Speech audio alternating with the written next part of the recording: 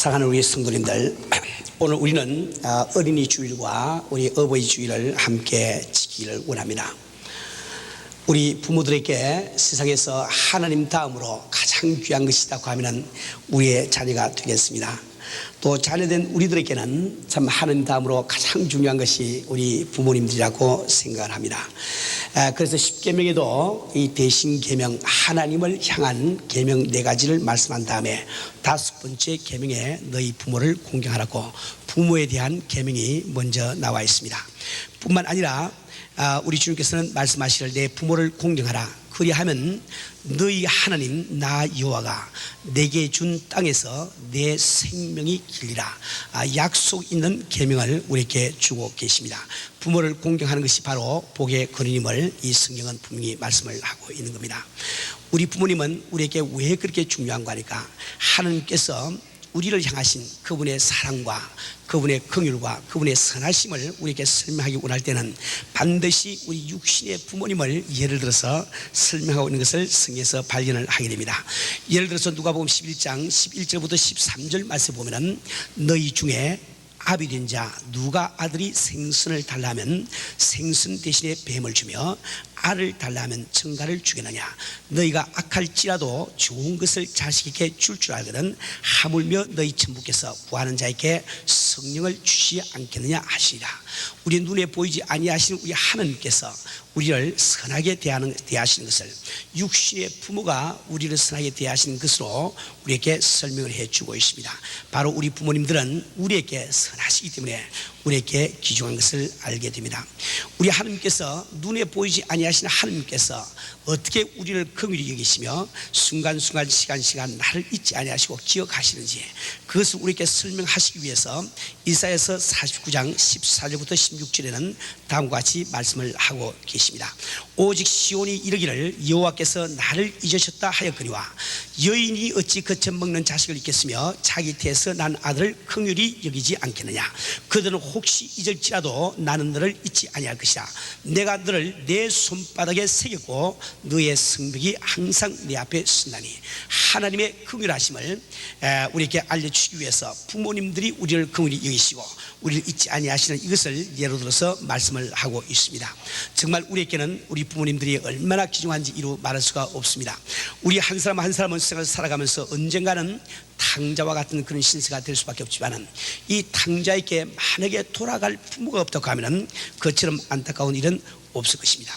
사랑하는 우리 성도님들, 우리는 우리 부모님에 대해서 나는 자식의 구실을 하고 있지만 또한 우리 자녀들에게는 내 스스로가 부모가 되고 있는 이 사실을 우리는 반드시 기억을 해야 되겠습니다. 우리는 어린이 주일과 어머니 주일을 우리 한꺼번에 우리 맞이해서 우리 지금 어린 자녀들이 나와 같은 어린이 됐을 때 과연 우리는 정말 보람 있는 부모, 정말 자녀들이 우리를 추억하고 부끄러움이 없는 이런 그 부모님들이 우리가 되기 위해서 우리는 어떻게 해야 될 것인지 잠시 생각해 보기를 원합니다. 사랑하는 우리 성도님들, 우리는 정말 좋은 부모님이 되셔야 돼요. 성경 말씀에는 너희 부모를 공경하라는 계명은 있지만은 내 자식을 사랑하라는 계명이 없습니다. 그 이유는 아무리 타락한 인간이라도 자기 자식 사랑하는 것은 인정을 하시기 때문에 그런 계명을 따로 주지 아니하신 겁니다. 그렇기 때문에 이 부모를 공경하지 못하는 그 자식보다는 자식을 하지 못하는 그 부모가 있다고 하면 그 죄가 주님 앞에 더 큰 것임을 우리는 반드시 기억을 해야 됩니다. 세상에 많은 교사들이 있지만은 저도 교편 생활을 오래 했습니다만은 학생들을 귀하게 생각하는 교사는 자기 자신이 이렇게 훌륭한 교사가 되기 위해서 노력을 하게 됩니다. 또 많은 이렇게 목사님들이 계시지만은 목사님도 역시 지금 섬기고 있는 성도님들을 얼마나 귀하게 생각하느냐 그에 따라서 내가 훌륭한 목사가 되려고 하는 그 열망이 달라지게 되는 겁니다. 우리 부모님들도 마찬가지로 우리 자녀들이 내게 귀중하면 귀중할수록 우리 자신이 훌륭한 부모님이 되려고 노력을 해야만 되겠습니다. 뿐만 아니라 우리가 훌륭한 부모가 되어야 되는 두 번째 이유는 하나님께서는 이 자식을 우리에게 원래 기쁨의 원천으로 주셨습니다. 오늘 읽은 시편 127편 그 말씀에는 자식을 여호와의 주신 기업이라고 말씀하시고 그의 상급이라고 말씀하고 있습니다. 장사의 수중에 든 화살이라고 말씀을 하고 있어요. 뿐만 아니라 그 다음 장인 시편 128편 3절에 보면은 내 집 내 실에 있는 내 아내는 결실한 포도나무 같으며 내 상에 둘린 자식은 어린 감람나무와 같으로다. 우리의 그 기쁨의 원천됨을 성경은 말씀을 하고 있습니다. 하나님께서는 우리 자녀로 말미암아 우리가 기뻐하라고 자녀를 우리에게 주고 계신데, 우리가 훌륭한 부모의 구실을 다하지 못함으로 말미암아 기쁨의 원천이 되어야 할 그 자녀들이 지금 고통의 원천이 되어 있는 이런 가정들이 얼마나 많이 있는지 이루 말할 수가 없습니다. 그뿐만 아니라 우리 자녀들은 우리의 자녀가 되기에 앞서 하나님의 자녀인 것을 기억을 해야 됩니다.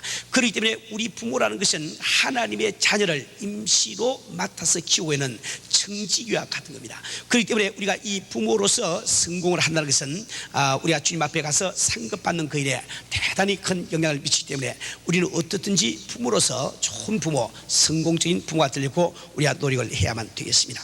우리가 훌륭한 부모가 우리 되기 위해서 성경이 가르치고 있는 바를 한꺼번에 다 말씀을 못 드리지만 오늘 저는 4가지로 구분해서 말씀을 좀 드리려고 합니다.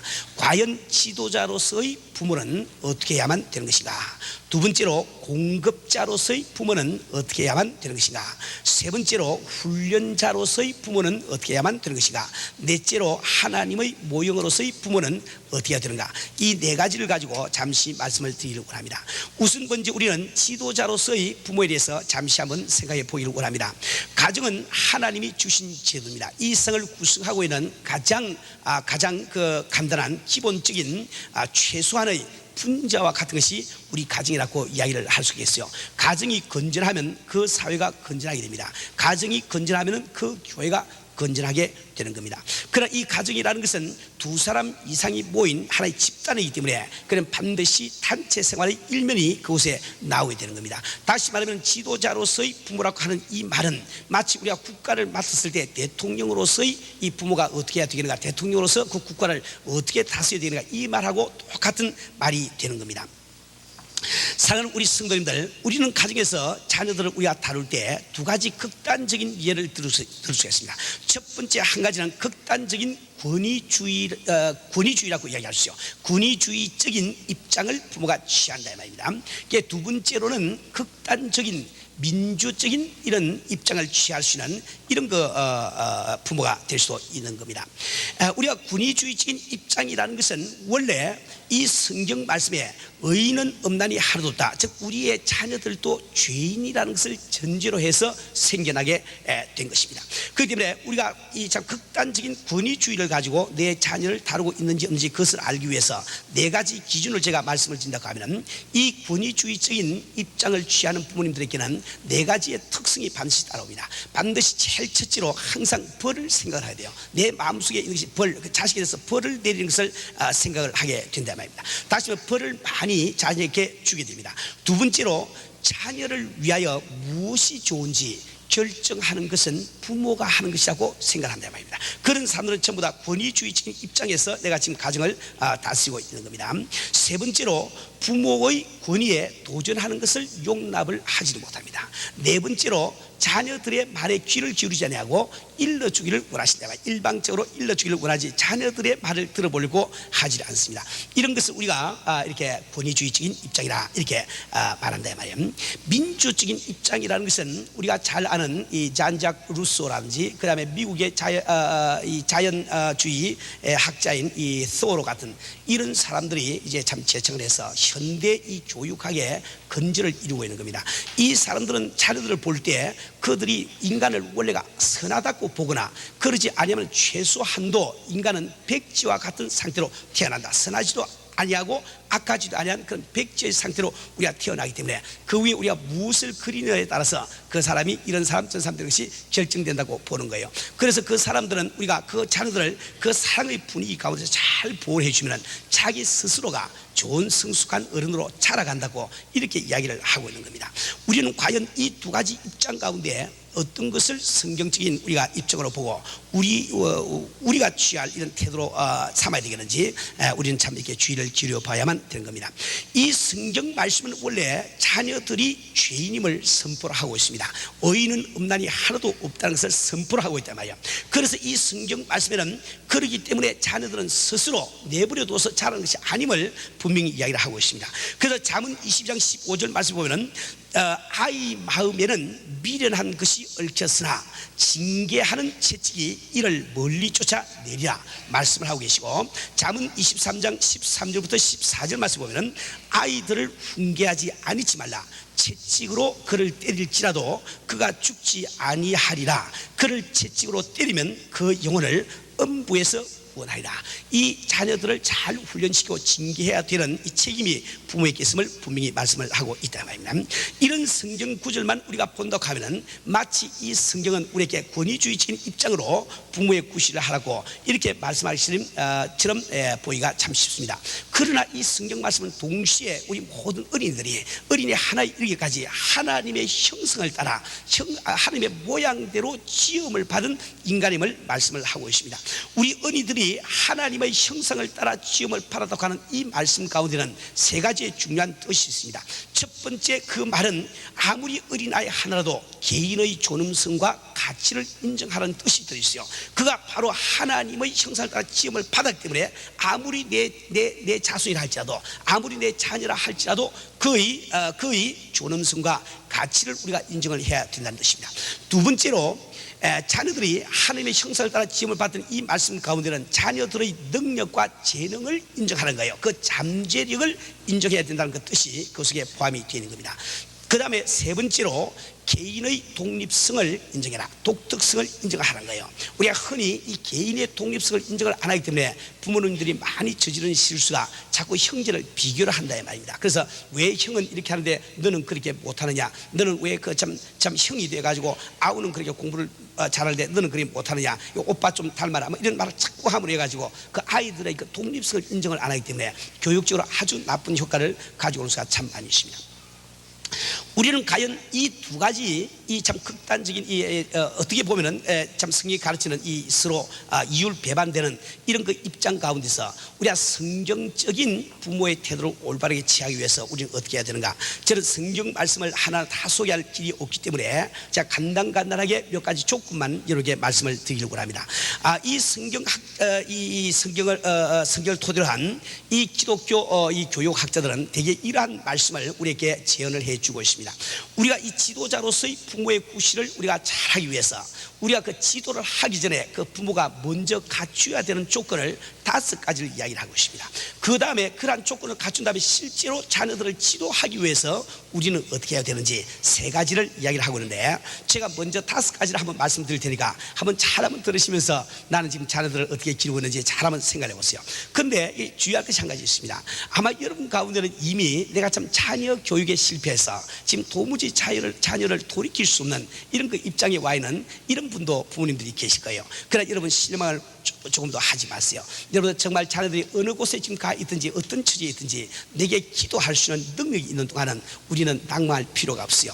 또 만약에 우리가 참 자녀를 참 잘못 길러서 그 실패자로 길러가지고 이미 자녀가 세상을 떠나고 참 이렇게 다 세상에 내가 어떻게 할 도리가 없다고 가정을 해봤어요. 그럼 우리 예수 믿는 사람들은 과거를 돌아보면서 과거 때문에 괴로운 사람들이 아닙니다. 우리는 정말 주님의 은혜와 주님의 참 이렇게 이 피의 능력을 우리가 믿기 때문에 우리는 내가 받은 구원과 지금 현재 나를 향하신 하나님의 그 사랑 때문에 우리는 기뻐하고 소망 가운데 우리가 살게 되는 거죠. 뿐만 아니라 우리가 지금 현재 아직 그 자녀를 갖지 아니한 이런 우리 이 형제 자매들도 우리 말씀을 잘 듣고 내가 좋은 부모가 되기 위해서 노력해야 되겠어요. 오늘 내가 이 말씀을 들으면서 목사님 말씀을 들어보니까 우리 부모가 저렇게 하지 못해서 내가 요 모양 요 꼴로 됐구나, 이런 생각하고 앉아 계시면은 그분은 지금 하나님 앞에 말씀을 잘 못 듣는 분이 되고 말 거예요. 우리가 제일 먼저 지도자로서, 이 성경적인 지도자로서 부모가 되기 위해서 내가 먼저 갖춰야 되는 것이 5가지인데, 제일 첫 번째 한 가지는 하나님의 그 아이가, 내 자녀가 하나님의 형상을 닮은 하나님의 작품으로 존중을 하는 거예요. 내 마음속에 벌써 그 자녀를 향한 이 마음이 생겨야 되는 겁니다. 아무리 내가 볼 때 그 자녀가 공부를 하지 못하고, 아무리 내가 볼 때 그 자녀가 성품이 잘 못되고, 그 자녀가 나쁜 길을 걸어갈지라도 그는 하나님께서 자기의 최선을 다해서 만들어 놓은 작품이세요. 그렇기 때문에 여러분들이 자기 자녀가 지금 현재 공부를 잘 하지 못하는 거, 지금 현재 버릇이 나쁜 것을 가지고 쟤는 하는 수 없다고 단정을 내린다고 하면 여러분들은 하나님을 실패자로 만들어버리고 만다 이 말입니다.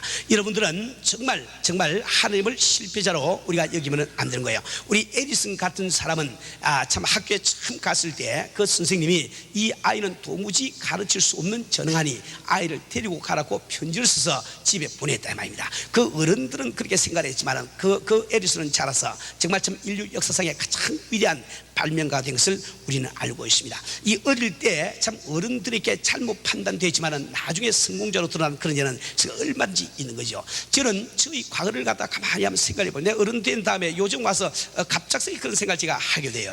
제가 만약 어릴 때, 지금 내가 어릴 때 하던 행동을 지금 내가 만약에 본다고 하면, 내 아들이 지금 내가 지금 하고 있는 그 행동을 똑같이 한다고 하면 나는 그 아이에 대해서 어떻게 내가 지금 판단을 하면서 생각했을까? 이 생각하면서 깜짝 놀랄 때가 있습니다. 왜 그런가 하니까, 나는 굉장히 내가 얌전하게 자란 이런 사람으로 나는 생각을 하고 있는데, 가만히 일어나 생각을 해보니까 제가 좀 이렇게 어른들이 볼 때는 굉장히 그 괴팍한 이런 아이로 볼 수밖에 없는 이런 참 과정을 밟아가면서 자라왔다 말입니다. 저는 고등학교 1학년 딱 들어가자마자 바로 위스키 병을 한 병 사가지고 다방으로 직행을 했습니다. 다방에 가서 위스키 병을 딱 얹어놓고 홍차를 딱 시켜서 그래서 딱 따라서 부어서 한 잔씩 마시면서, 그래서 타임즈비거나 저녁마다 다방 가서 그런 생활을 쭉 했다. 어른들이 볼 때 참 우습겠어요. 참 저는 이 학교를 다니면서 그 당시에 교복을 입고 다녀야 되는데 교복을 입고 학교 간 예가 거의 없었습니다. 이 와이셔츠를 입고 보리또 모자 하나 탁 쓰고 학교를 간다 말이지. 그러니까 하도 가니까 한 번은 교장 선생님이 불러가지고 나를 머리를 톡톡 치면서, 이놈아 너를 어떻게 해야 좀 사람 좀 만들겠니, 이렇게 그런 말을 제가 들은 적이 있단 말입니다. 저는 보통 내가 이렇게 영화 구경을 가지 않습니다. 그런데 학교에서 아침에 학생들은 영화 구경 가면 안 된다, 그 말을 하는 날은 반드시 그날 저녁에, 나는 시험 전날에 하더라도 절대로 곡추측만은 의지 아니하고 정복 정보 다 쓰고 입고, 그리고 반드시 극장을 찾아가서 구경을 또 하고 나온다 이 말입니다. 고등학교 2학년 때 다 수학여행을 가는데 딴 아이들은 다 얌전하게 여관에서 다 잠자고 있는데 나 혼자 경찰서 유치장에서 자고, 새벽에 아침에 그 형사들이 데리고 와서 교사에게 인계를 시켜줬대 말입니다. 이게 참 이 어른들 입장에서 볼 때 얼마나 참 이게 참 도무지 가망성 없는 아이로 볼 수밖에 없는데, 나는 아무리 생각해도 그때 나쁜 마음을 가지고 그렇게 하지 않았어요. 난 그렇게 살아오는 과정이 그런 것처럼 그저 그렇게 한 것밖에 없어. 밥을 먹고 사는 것처럼 그냥 그렇게 해왔다 이 말이에요. 대학교 또 다니고 할 때는 여하튼 나가서 그날 하루 남하고 싸우고 이게 치고받고 싸우고 들어오지 않으면 밥맛이 없어. 그래서 아주 무슨 조건을 걸어서라도 누구하고 얻어맞아도 싸우고 들어와야 또 이렇게 또 밥맛이는 이런 데가 또 몇 년 동안 또 있을 때 말이지. 이런 그 과정을 쭉 밟아가면서 자라온 그 과정을 내가 돌이켜 볼 때, 그때 내가 만약에 부모였고 내가 지금 나 같은 그런 자녀가 있다고 할 때 내가 과연 그걸 어떻게 보면 어떻게 그걸 했을까 참 내가 궁금하다 이 말입니다. 그러나 여러분들 보시다시피 이렇게 멀쩡하게 잘 자라서 있지 않습니까? 그러니까 여러분 자녀가 지금 현재 어떤 처지 어떤 입장에 있다 할지라도 그건 하나님의 작품이기 때문에 여러분이 포기를 하면 되지 않은 거예요. 그러니까 판단을 하면 되지 않습니다. 나는 오히려 지도자로서 부모의 역할을 다하기 위해서 이 하나님의 형성을 닮은 하나님의 작품으로서 내 자녀들을 존중하는 것을 먼저 배워야만 되는 것입니다. 두 번째로, 자녀의 독특한 필요와 능력에 민감해야만 됩니다. 우리 자녀들은 연령별로 자기가 필요하는 그 필요성이 다 달라요. 그 필요성을 알지 못하게 되면 우리가 올바른 지도자의 구실을 하지 못합니다. 같은 연령층에 속해 있는 아이들도 개성의 그 개인에 따라서 전혀 그들이 필요한 것이 다 다르다 이 말입니다. 제가 연령별로 몇 가지만 특성을 한번 말씀을 드려보면, 우선 육체적으로 볼 때에 우리가 이렇게 아이들이 한 살 때 보면은 그때는 빨리 자라는 단계입니다. 2살, 3살 때가 되면은 그때는 이 심리학적으로 우리가 조사를 할 때 2살부터 3살 되는 이 아이들은 육체적으로 액티브가 이게 가만히 있지는 못한단 말이야. 그래서 애들이 큰 손님이 와도 가운데 그저 뛰어나가고 뭐 온갖 걸 다 하고, 꼭 이렇게 방 안에서 걸어가도 손님이 계시면은 방바닥으로 걸어가지 않고 소파 위로 걸어간다든지 이렇게 피아노 위를 걸어간다든지, 이런 일을 아이들은 본능적으로 하게 되어 있단 말입니다. 그 필요성을 우리가 인정을 하게 되면은 그런 아이들을 갖다가 꾸짖거나 나무라지 않습니다. 그러나 그걸 버려두라는 그런 뜻은 아니에요. 그러나 그 아이들을 정죄를 해서는 안 된단 말입니다. 이제 아이가 4살부터 5살이 되면은 이제 아주 그때는 노는 것밖에, 놀기 위해서 태어난 것처럼 그렇게 노는 것밖에 몰라요. 그러니까 그때 참지 잘 못 보는, 야 이놈은 이러다가 그 사람 제대로 될까 이렇게 걱정할 정도로 노는 것밖에 원래 연령적으로 다른 건 생각을 못하게 돼 있단 말입니다. 그 다음에 6살부터 8살쯤 되면은 그때는 이게 재는 시기로 들어갑니다. 아주 그 앙상한 그 어깨를 가지고 탁 재면서 이렇게 그 하면서 아주 이 고사리 같은 주먹을 또 탁 내서 이렇게 해가면서 이렇게 하는 것을 우리가 본다 이 말이에요. 9살부터 11살까지가 되면은 육체적으로 굉장히 역시 그 활발하게 움직이는, 가만히 있지 못하는 이런 그 시기로 접어들게 됩니다. 12살부터 14살이 되면은 육체적으로 남녀 간의 변화가 일어나요. 이때는 굉장히 그 민감한 하나의 그 감성이 예민한 이런 그 시기가 되겠죠. 15살부터 17살 때까지는 이제 몸이 이 강건하게 되는 이런 그 단계로 들어가요. 그때는 보면은 금방 한 끼 먹는 음식이 그대로 막 이렇게 근육이 되는 것처럼 자고 일어나면 달라있고 자고 일어나면 달라있고 이렇게 되는 이유가 바로 거기 있단 말이에요. 이 정신적으로 볼 때도 한 살 때는 이 디스커버라 해가지고 발견하는 단계, 뭐든지 새롭게 발견한다. 그래서 누워가지고 다 발견하면서 하고 이렇게 그걸 합니다. 역시 2살, 3살 때까지, 1살부터 3살 때까지는 이 발견하는 이런 시기를 맞게 됩니다. 그런데 4살부터 5살 때가 되면은 이때부터 질문하는 단계로 들어가요. 요때가 되면 애들은 질문하는데 의의가 있지 답변에는 이의가 없습니다. 그래서 물어놓고 답변을 듣지 않아요. 자꾸 그냥 묻기만 까지 자꾸 문다 말이야. 그래서 이놈 자식이 왜 귀찮게 자꾸 뭐 이렇게 야단을 치면 안 됩니다. 그 아이의 그 필요성을 알고 그걸 충족시켜주는 이 부모가 돼야 우리가 지도자가 될 수가 있단 말입니다. 그 다음에 6살부터 8살 때가 되면은 이게 관찰을 하기 시작. 무엇을 관찰을 하면서 그 차이점을 발견을 해내고 이제 그걸 한다 이 말입니다. 그 9살부터 11살 때가 되면은 이제 무엇을 이게 조사를 하기 시작합니다. 그래서 그때가 되면은 라디오도 다 뜯어보고 시계도 다 뜯어보고 있는 거는 다 해부를 해가지고 두드리 맞추지도 못하면서 다 망가뜨리는 이런 그 시기로 들어간다 말이야. 그 다음에 이제 우리 12살부터 14살 때가 되면은 비판하는 시기로 들어갑니다. 이제 모든 세상 만사를 다 비판하기 시작해요. 부모들 한 걸 다 비판하고 왜 그걸 자꾸 비판만 하니까 이걸 그 연령층을 이해를 못하면은 그런 그 자녀들에게 훌륭한 지도자가 될 수가 없다는 거예요. 이제 15살, 17살 때가 되면은 굉장히 정신적으로 민감해져서 그때 비로소 우주에 대한 것도 생각을 하게 되고 인생에 대한 생각도 감성이 예민한 이때로 들어가야 됩니다. 이제 18살 이후로 넘어가야 정신적으로 그래도 좀 어느 정도 이게 성숙기에 들어가는 것을 우리가 보게 된다. 이처럼 우리 아이 하나하나가 이게 자라날 때 그 연령층에 따라서 육체적으로, 정신적으로, 혹은 사회적으로, 혹은 이 감정적으로, 감성적으로, 혹은 영적으로 그 하는 그 단계가 다 달라요. 우리 부모님들은 그러한 그 아이의 필요가 무엇인지 이것을 내가 먼저 아는 것이 그에게 훌륭한 지도자로서 지도할 수 있는 조건이 된다 말입니다. 이제 세 번째로 우리가 필요한 것은 그 자녀의 필요를 채워주는 것이 부모의 책임이라는 걸 알아야 돼요. 내가 그 자녀를 지도할 수 있는 그런 권위와 그 권리가 내게 있기 전에 그 책임을 감당하지 못하는 이런 부모들은 그걸 갖다가 제대로 지도할 수 있는 그 능력이 없다 말입니다. 그리고 이제 네 번째로 우리 부모님들이 가지는 모든 권위라는 것은 하나님의 권위를 위임받은 것을 알아가지고 내 마음대로 자녀에게 부모의 권위를 행사를 하시면 안 됩니다. 내가 주님의 뜻에 맞이 반드시 그분의 참 권위를 내가 위임받아서 자녀에게 내가 지금 지도자로 그 임명을 되어 있기 때문에 언제나 이 자기 자녀를 대하더라도 하나님 앞에 겸손한 마음을 가지고 자녀를 대할 줄을 알아야 되는 거예요.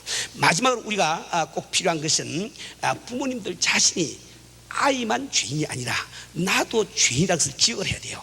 아이만 이 의인이 하나도 없다 하시면 죄인 이렇게 해버리고 자기는 마치 의인인 것처럼 이렇게 생각하면 제대로 지도를 못합니다. 우리도 넘어지고 쓰러질 수밖에 없는 부모예요. 우리도 하나님의 은혜가 없으면 한순간도 살아갈 수 없는 나 자신을 알아야 됩니다. 그러한 부모가 올챙이 때를 잊어버리지 아니하고 참 이 자녀들을 교육을 시킬 수가 있단 말이에요. 많은 우리 부모님들이 정말 올챙이 때를 생각지 못하고 개구리가 된 다음에 자기 개구리 때만 생각하고 우리 자녀들을 잘못 지도하기가 참 쉽다 말입니다. 그 잘못 지도한 것은 아니지만 아이가 그걸 받아들여 주지 않습니다. 받아주지 않기 때문에 이것을 우리가 다 알고 아이를 갖다 지도할 때 그 아이가 나를 지도자로 생각을 하고 들어준단 말이에요. 그럼 우리가 실제로 지도하기 위해서 우리가 반드시 필요한 것 세 가지는 아이들도 죄인입니다. 그들도 이렇게 가만히 내버려두면 악을 행할 수밖에 없게 되는 거예요. 하나님으로부터 멀어질 수밖에 없는 본성을 타고나 있는 겁니다. 그렇기 때문에 부모는 훌륭한 지도자의 구실을 하기 위해서 반드시 최소한의 꼭 필요한 제한과 그 다음에 생활 지침을 설정하고 아이에게 일러줘야 된단 말이에요. 이 아이가 해서는 안 되는 일과 해도 되는 일을 분명히 구분을 해가지고 자식에게 그것을 제시를 할 줄 알아야 됩니다. 그다음에 두 번째로 성경의 말씀에 따라 지도하고 또 교정을 하란 말이에요. 내 뜻대로 버릇을 고치고 생각하지 마시고 하나님의 말씀을 따라서 자녀들을 교정하고 지도하려고 생각을 해야 됩니다. 그 다음에 우리가 그런 자녀들을 지도할 때는 반드시 따뜻한 사랑의 분위기가 가정의 분위기가 먼저 선지가 되고 우리가 지도해야만 올바른 지도자의 구실을 할 수가 있다 말입니다. 언뜻 생각에 좀 어렵게 들릴지 모르지만 이것은 성경이 제시하고 있는 부모의 도리이기 때문에 우리가 주를 믿는 사람들은 내가 훌륭한 부모가 되기 위해서 반드시 하나님의 이 설계를 따르고 지켜야만 내가 훌륭한 부모가 될 수가 있는 겁니다. 두 번째로 우리 공급자로서의 부모를 생각해야 됩니다. 우리는 공급자라고 공급이라고 이야기할 때 우리는 언뜻 물질을 먼저 생각해야 됩니다. 물론 우리 부모들은 자녀에 대해서 물질을 공급할 수 있는 공급해야 되는 1차적인 책임을 우리가 가지고 있습니다. 그러나 그 자녀들이 필요한 것은 물질뿐만 아니라 또 다른 추상적인 것이 있다 말이에요. 그것이 뭔가니까 사랑이라는 것을 필요합니다. 안전을 필요합니다. 자신감을 필요합니다. 그런데 우리 부모들은 그 자녀들에게 내가 어떻게 해서 물질을 공급할 뿐만 아니라 그들에게 사랑을 공급하는 부모가 될 것이냐, 그 아이들에게 안정감을 공급하는 이런 부모가 될 것이냐, 혹은 그 아이에게 자신감을 일으켜주는 그런 부모가 될 것이냐, 이것을 우리가 생각을 해야 된다 말이야. 먼저 우리가 물질 공급을 생각할 때 이 물질 공급이라는 것은 이 부모님들의 1차적인 책임이에요. 우리가 그 자녀들을 참 헐벗지 않고 굶주리지 않게 이렇게 키운다는 것은 우리 1차적인 우리의 책임이기 때문에 우리 세상에 나가서 열심히 일을 하고 참 이렇게 노력을 해야 됩니다. 그러나 우리가 꼭 기억해야 되는 것은 우리가 벌어서 자녀에게 줄 수 있는 것은 마치 우물물을 퍼가지고 주는 것과 똑같습니다. 우물물을 퍼서 주는 것과 같은 것이 그건 먹고 나면 없신다 말입니다. 그래 자녀에게 필요한 것은 우물물을 떠주는 그 물이 아니라 샘물을 주기를 원해. 샘이 있기를 원한다 말이야. 자기가 샘을 자기 소유로 주어버리면 제가 목마를 때마다 그걸 퍼서 마실 것 아닙니까? 그러니까 이것이 지금 이 부모님들이 내가 물질을 자녀들에게 어떻게 공부할, 그것도 중요하지만은 그보다 한 걸음 더 나아가서 어떻게 해서 이 아이로 하여금 복받는 삶이 되고 할고, 이 아이가 하나님 앞에 복받는 삶이 되지 못한다 할지라도 내가 하나님 앞에 복받는 삶이 돼서 내가 받을 복이 이 자녀 손에게 가게 하고, 이것을 우리 크리스찬 부모들은 반드시 생각을 해야 된다 말이에요. 이 성경 말씀은 우리 부모들이 하나님의 말씀에 순종하고 복을 받을 때 우리가 받는 복이 자손 천대까지 내려감을 약속을 하고 있습니다. 이 성경 말씀은 아브라함이 받은 복이 이삭에게 내려가고 이삭이 받은 복이 야곱에게 내려가는 것을 지금 말씀하고 있잖아요. 다윗이 하나님 앞에 올바로 설 때 그 복이 자기 자손 솔로몬에게 간 것을 이야기를 하고 있습니다. 그래서 우리가 이 물질 공급자로서 내가 온전히 승화할 수 있는 길은 내가 하나님 앞에 올바른 삶 돼서 내가 지금 주님의 축복을 내가 받을 때 그 축복을 자녀에게 넘겨주시는가, 이것이 가장 귀한 일이란 말이에요. 이것을 여러분 꼭 먼저 기억을 하셔야 됩니다. 두 번째로 우리는 그 자녀들에게 사랑의 공급자가 되어야 됩니다. 이 자녀들, 우리 어른도 마찬가지지만 사람은 하나님의 형상을 따라서 지음을 받았습니다. 하나님은 사랑이시라고 말씀하겠어요. 그렇기 때문에 그분은 사랑을 하지 않고 사랑을 받지 않고는 견딜 수가 없는 거예요. 그래서 그분은 우리 인간을 마음을 다하시고 목숨을 다하시고 뜻을 다해서 사랑하시고 또 인간에게서 그 마음을 다하고 목숨을 다하고 뜻을 다한 사랑을 받기를 원하는 겁니다. 그래서 이 인간은 이 세상에 태어나서 그 사랑을 내가 하고 받지를 않고 건전하게 자라는 길은 도무지 없는 겁니다. 우리 아이들의 가장 필요한 것이 바로 사랑이라는 이 영양소라는 것을 우리는 반드시 기억을 해야 돼요.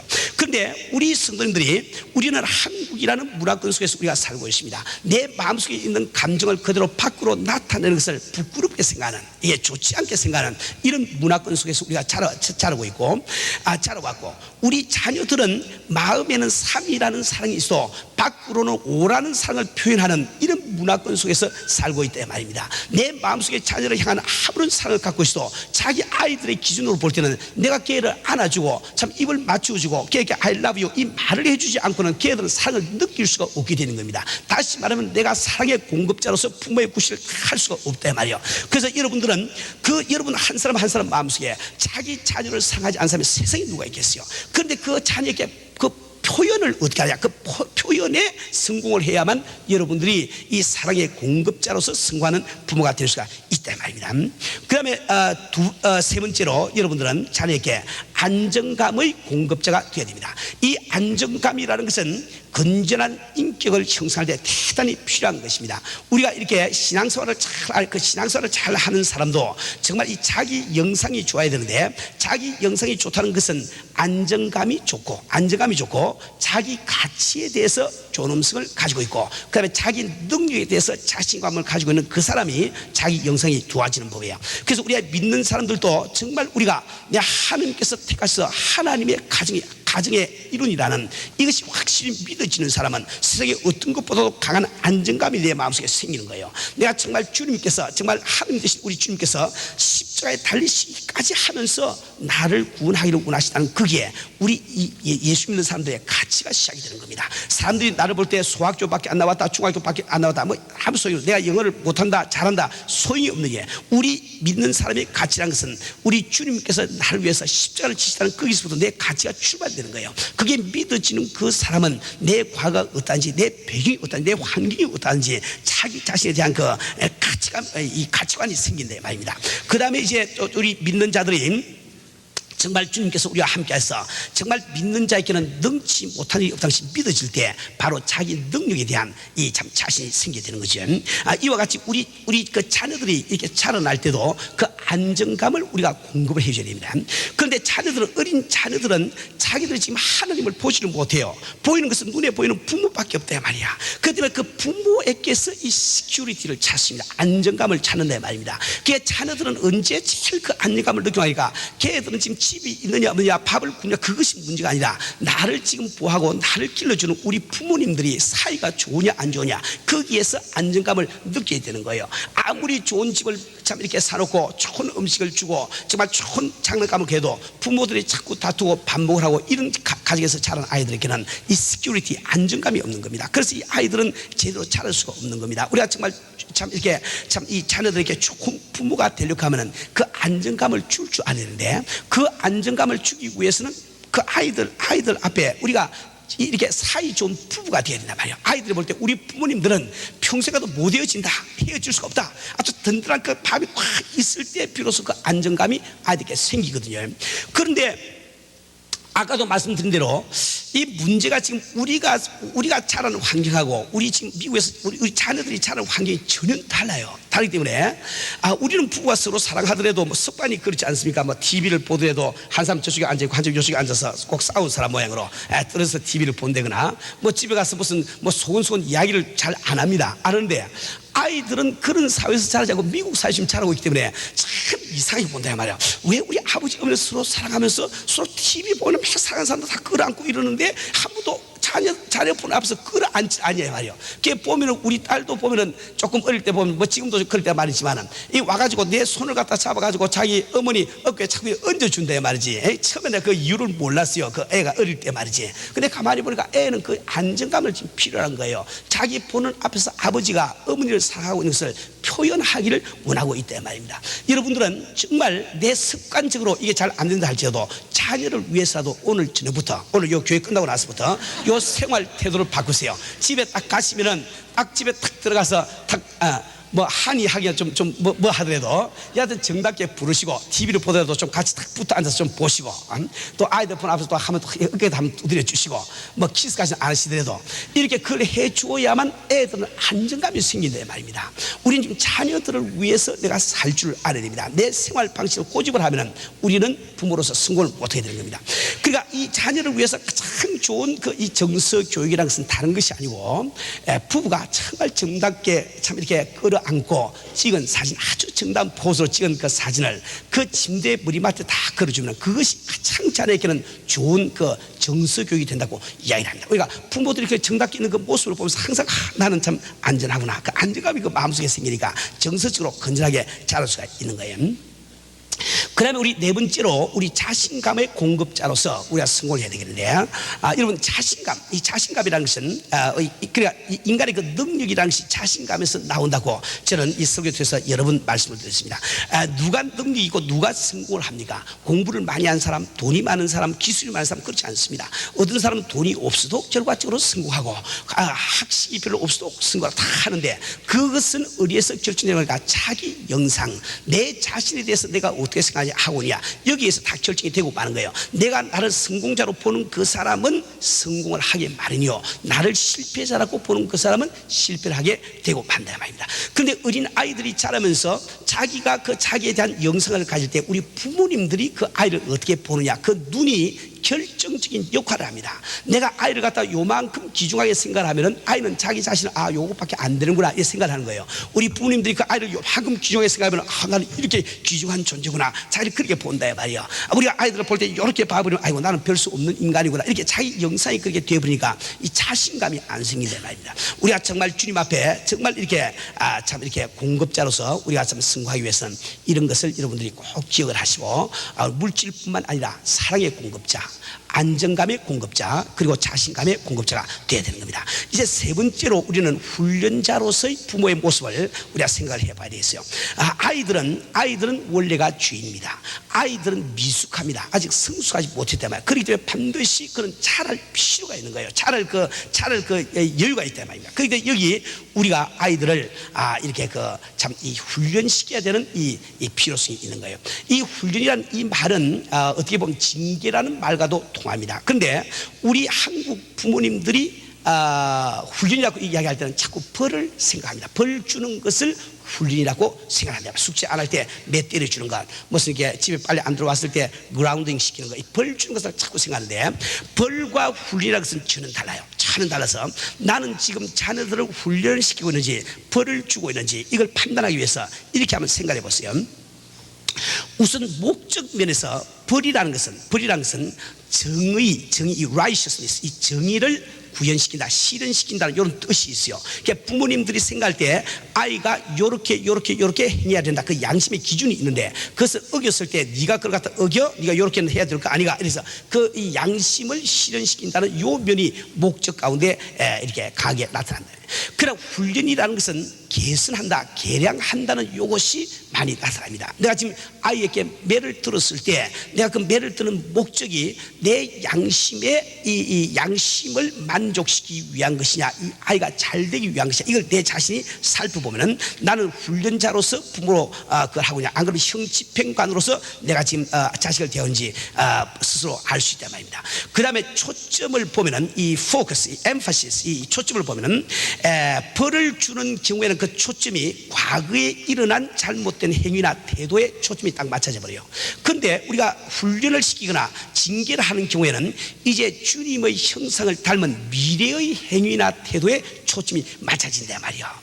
네 과거에 학교 안 가고 이렇게 농대에 부렸지, 여기에 막 초점이 딱 가면 그건 벌이 된다 말이야. 이 아이가 참 학교를 안 갔지만 어떻게 학교를 잘 갈 수 있는 그런 아이가 되고, 이것을 마음에 두고 내가 하게 되면 똑같은 매를 들어도 똑같은 매가 훈련도 될 수 있고 그 다음에 벌도 될 수 있단 말입니다.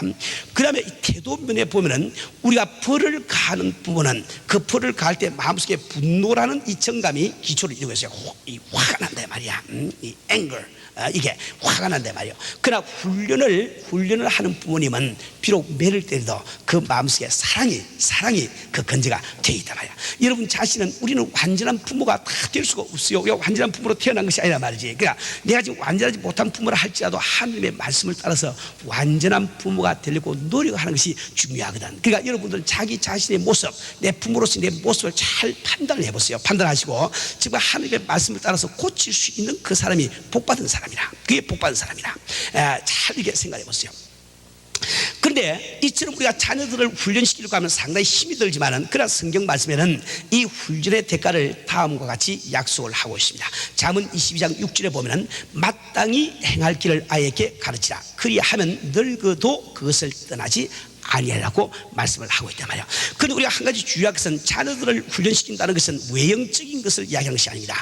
주일마다 주일학교 꼬박꼬박 안 빠지고 가고, 학교를 안 빠지게 가고, 아침에 일어나서 기도하고, 저녁에 기도하고, 밥 먹을 때 기도하고, 성경의 이 구절 외우고, 이렇게 그 외형적인 것만 이야기하는 것이 아닙니다. 그것도 반드시 필요한 거예요. 그걸 안 하면 안 돼요. 그건 반드시 해야 되지만은, 그보다 더 중요한 것은 그 중심 가운데 주님을 섬기고 주님을 사는 신앙심, 중심을 먼저 집어넣어서 그것이 밖으로 표현이 그렇게 나오도록 만들어주지 않으면 우리는 실패를 하게 되고 만들어요. 그런데 이렇게 우리가 이러한 이게 그 지도자로서, 이 훈련자로서 내가 성공을 하려고 하면 반드시 우리 부모들이 한 가지 해야 될 일인데, 성경은 우리가 본을 보이라고 말씀하고 있습니다. 본을 보이라고 말씀하고 있어요. 이게 대단히 중요한 말씀입니다. 신명기 6장 5절부터 7절 말씀 보면은, 너는 마음을 다하고 성품을 다하고 힘을 다하여 내 하나님 여호와를 사랑하라. 오늘날 내가 네게 명하는 이 말씀을 너는 마음에 새기고 내 자녀에게 부지런히 가르치며 집에 앉았을 때든지 길에 행할 때든지 누웠을 때든지 일어날 때든지 이 말씀을 강론할 것이며, 이렇게 되어 있습니다. 그러니까 자녀들에게 가르치기 전에 내가 먼저 마음을 다하고 성품을 다하고 힘을 다해서 하나님을 사랑하는 것이 선제해야 된다는 거예요. 또 그 하나님의 말씀이 내 마음에 새겨지는 것이 선제를 해야 된다는 겁니다. 어떻게 우리가 자녀를 키우면서 집에 앉아 있을 때든지 길에 행할 때든지 누웠을 때든지 일어날 때든지 그 말씀을 강론을 할 수 있습니까? 이 뜻은 내 생활로서 강론을 하는 거예요. 본을 보여주라는 겁니다. 그래서 우리가 정말 이 참 자녀들에게 대해서 우리가 올바른 훈련자로서 부모로 성공하려고 하면 반드시 본을 보인다는 것을 해야 돼요. 그런데 우리가 이게 자녀들을 훈련시킬 때 꼭 한 가지 따라오는 것이 뭔가 하니까 교정 한 단씩 따라와요. 코렉션. 그러니까 다시 말해 이 아이들이 갈 때 궤도를 갖다 잘 가면 좋은데, 어느 아이가 궤도를 따라서 똑바로 갈 수 있겠어요? 가다 보면 잘 못할 때도 있고 나쁜 성품이 일어날 때도 있고 주의 말씀과 다르게 행하는 것이 많이 나오는데, 그럴 때마다 우리가 교정을 해서 궤도 수정을 해야 되지 않겠어요? 그런데 이 궤도 수정을 하기 위해서 우리가 반드시 우리가 꼭 알아야 되는 것이 있습니다. 우리는 자녀가 무엇을 잘못을 저질렀을 때 그것을 우리가 고쳐주기 전에 나는 반드시 내가 부모로서 이 자녀에게 할 일을 다 했는지 이걸 먼저 살펴봐야 됩니다. 나는 이 자녀에게 공급자로서 충분히 공급할 것을 다 공급을 했는지 이렇게 먼저 생각을 하세요. 그래서 내가 공급할 것을 다 공부를 못했을 때는 그 자녀들에게 나의 실패를 스스로 인정을 해주세요. 내가 너희들 이렇게 했어야 되는데 내가 못한 것을 내가 사과한다. 인정을 해주고 그 다음에 걔들을 고치려고 해야 그게 말이 들어가지. 그걸 안 하고 내가 고쳐주고 하면 그 애 마음에 반감만 더 생기지 들어가지 않은 겁니다. 그러니까 내가 그 아이를 갖다가 내가 교정하게 해주기 전에 공급자로서의 부모의 역할을 나는 다 했는가, 이걸 생각을 해보시고, 공급자로서의 부모를 이 역할을 다 못한 경우에는 그걸 솔직하게 자녀에게 고백을 하시고 사과를 하시고, 그리고 내가 부모로서 너에게 이렇게 그 요구를 해주면 그때 비로소 아이가 들을 수 있는 길이 열린다 말입니다. 그 다음에 또 뿐만 아니라 내가 그 아이에게 교정을 해주기 위해서는 걔가 빗나가지 않도록 내가 먼저 지시를 해주는지 이것을 먼저 우리가 생각을 할 줄 알아야 된다 말이야. 우리는 정말 이 자녀들을 키울 때 그 아이들에게 행할 바를 지시를 안 해주고 잘 못했다고 아이들을 나무랄 때가 참 많이 있는 겁니다. 그러나 우리가 언제든지 아이들 아이를 키울 때는 그 아이에게 미리 그 아이가 어떻게 행해야 되는 것을 가르칠 수 있는 그 많은 성의는 우리 부모님들이 갖고 계셔야 돼요. 우리가 정말 바쁜 시간이지만 내 시간을 내서 내 자녀가 어떻게 해야 될 것을 생각을 해서 성경 말씀을 보고 그걸 자녀에게 일러주는 그 성의가 있는 그 사람이 아이가 잘 못할 때 고쳐줄 수 있는 부모가 되는 것이, 그건 안 하고 다 이렇게 태만하게 그 하고 아이가 잘 못됐을 때만 데리고 고쳐줄 거 애를 쓰면은 그때 자식의 마음에는 부모가 자기를 간섭하고 그 벌 주는 이런 사람을 밖에 인상이 안 가기 때문에 부모가 그 교정을 시켜줄 수가 없다는 거예요. 그렇기 때문에 우리가 이 교정자로서 부모의 구실을 잘하기 위해서 여러분이 5가지를 꼭 기억을 하세요. 첫 번째 한 가지, 먼저 부모가 본이 되라. 이것이 선지하는 겁니다. 두 번째로, 먼저 아이들의 필요를 충족시켜 주어라. 그다음에 세 번째로, 먼저 행할 길을 가르치라. 먼저 가르치는 그 부모라야 고칠 수가 있는 겁니다. 그다음에 네 번째로, 고치되 가르쳤지만은 그렇게 행하지 못하는 것을 내가 고칠 때는 반드시 사랑으로 해라. 다섯 번째, 아이를 위하여 교정을 하라. 내 뜻을, 내 마음을 만족시키기 위해서 하지 말고 아이를 위해서 교정을 하세요. 그럴 때 우리가 교정자로서, 부모로서 성공을 할 수가 있다 말이야. 이제 마지막으로 우리는 하나님의 모형으로서의 부모의 역할을 생각해야 됩니다. 우리 성도님들, 우리는 정말 예수를 믿기 때문에 하나님을 잘 믿는 것, 예수 잘 믿는 것, 하나님의 말씀대로 사는 것이 복의 근원임을 우리는 잘 알고 있어요. 그런데 어떤 사람이 예수를 잘 믿습니까? 그러나 하나님에 대한 인상을 바로 가진 그 사람이 예수님을 잘 믿어요. 아니, 하나님에 대해서 예수 믿어서 인상을 갖기를, 그는 나의 생명이라, 나의 영생이라는 인상을 갖지 못하고 그분이 세금 걷는 분 정도로 생각하시는 분은 내가 예수를 안 믿을 수는 없지만 마음에 기쁨이 없습니다. 그 교회 가면 매일 그 돈만 뺏기는 생각만 하니까 이 기분이 안 좋다 말입니다. 그 인상을 잘 못 가지면 안 됩니다. 이 예수님을 갖다가 이 교통순경 정도나 무슨 판사 검사 정도로 생각하는 사람은 내가 지금 교회 어차피 안 가면 안 되지만 그 마음에 기쁨이 있을 리가 만무하죠. 그런데 이 성경 말씀은 이 예수님 우리의 생명이라고 말씀하고 있지 않습니까? 그 예수에 대한 생명, 그 인상은 바로 생명이 되어야 되는데, 그런데 인간이 나이가 든 다음에는 하나님의 인상을 성경 말씀을 통해서, 설교 말씀을 통해서 내가 스스로 갖지만은 어린 아이들은 그걸 이해를 못합니다. 성경을 보고 잘 이해를 못한다 말이야. 그러니까 그런 아이들은 무엇을 통해서 하나님의 인상을 갖게 되느냐? 자기 부모를 통해서 하나님의 인상을 갖게 된다 말이야. 이 심리학자들의 연관 결과를 보면은 10살 이전에 예수를 믿게 된 사람과 17살 이후에 예수 믿게 된 사람을 이렇게 그룹을 지어서 조사를 해보면 10살 이전에 예수 믿게 된 그 사람들은 자기가 부모가 어떤 사람이었냐에 따라서 똑같이 하나님에 대해서 그렇게 생각을 하고 있습니다. 그러니까 자기 부모가 사랑이 많은 부모를 모시고 있었던 그 사람은 하나님을 사랑 많으신 분으로 이렇게 생각을 하고 있단 말입니다.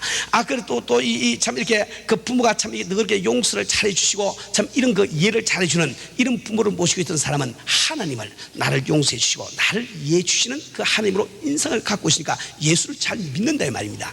그런데 부모님들이 항상 집에 들어가면은 아버지가 그냥 두려움의 대상이라, 이런 사람들은 하나님을 항상 두려운 하나님으로 인상을 갖고 있어요. 그래서 그런 사람이 신앙생활을 잘 할 수가 없다 말입니다. 우리 성도님들, 여러분 한 사람 한 사람이 바로 여러분의 사랑하는 자녀들에게 내가 하나님의 영상을 심어주는, 하나님에 대한 인상을 심어주는 도구가 되고 있다는 이 사실을 분명히 깨달아야 됩니다. 그래서 우리가 올바른 이런 부모의 역할을 하기 위해서는 내가 먼저 그리스도의 품성을 담는 그것이 필요해요. 내가 그리스도의 품성을 담지 아니하고 올바른 부모의 구실을 우리가 할 수가 없는 겁니다. 우리 사는 우리 성도님들, 나는 여러분 한 분 한 분이 정말 여러분의 생명보다 자기 자녀를 더 귀하게 생각하는 것을 알고 있습니다. 우리는 정말 자녀를 귀하게 생각하기 때문에 우리 하나님의 말씀을 쫓아서 우리가 정말 올바른 부모, 흠없는 부모, 보람 있는 우리 부모가 돼서 정말 우리 자녀들에게 좋은 참 이 축복받는 이 축복을 남겨줄 뿐만 아니라 우리가 주님 앞에 가서 우리가 참 주 앞에 상급받는 여러분 되시길 주님으로 축원합니다. 우리 함께 기도하십시오.